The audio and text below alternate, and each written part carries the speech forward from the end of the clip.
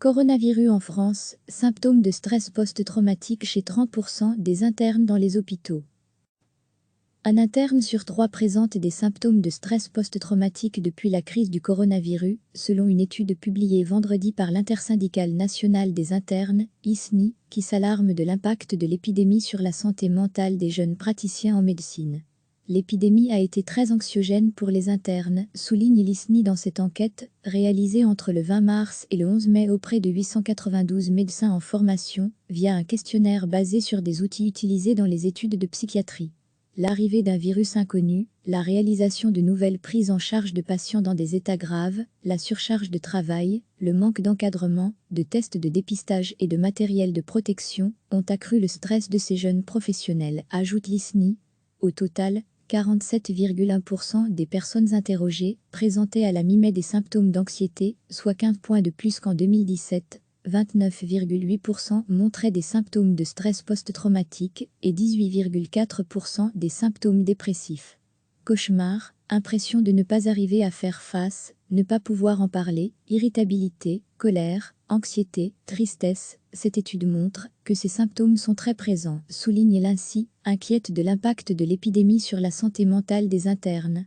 Les internes en médecine, futurs médecins employés à l'hôpital dans le cadre de stages de fin de cursus, se sont retrouvés en première ligne ces dernières semaines face au coronavirus dans de nombreux établissements. D'après l'ISNI, ils représentent actuellement 44% des médecins hospitaliers. Un interne sur 3 présente des symptômes de stress post-traumatique depuis la crise du coronavirus, selon une étude publiée vendredi par l'Intersyndicale nationale des internes, ISNI, qui s'alarme de l'impact de l'épidémie sur la santé mentale des jeunes praticiens en médecine.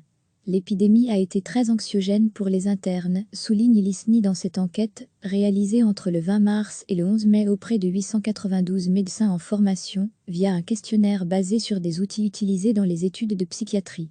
L'arrivée d'un virus inconnu, la réalisation de nouvelles prises en charge de patients dans des états graves, la surcharge de travail, le manque d'encadrement, de tests de dépistage et de matériel de protection ont accru le stress de ces jeunes professionnels, ajoute l'ISNI. Au total, 47,1% des personnes interrogées présentaient à la mi-mai des symptômes d'anxiété, soit 15 points de plus qu'en 2017. 29,8% montraient des symptômes de stress post-traumatique et 18,4% des symptômes dépressifs. Cauchemar, impression de ne pas arriver à faire face, ne pas pouvoir en parler, irritabilité, colère, anxiété, tristesse. Cette étude montre que ces symptômes sont très présents, souligne l'INSI, inquiète de l'impact de l'épidémie sur la santé mentale des internes. Les internes en médecine, futurs médecins employés à l'hôpital dans le cadre de stages de fin de cursus, se sont retrouvés en première ligne ces dernières semaines face au coronavirus dans de nombreux établissements. D'après l'ISNI, ils représentent actuellement 44% des médecins hospitaliers. Cliquez sur s'abonner pour recevoir les dernières nouvelles.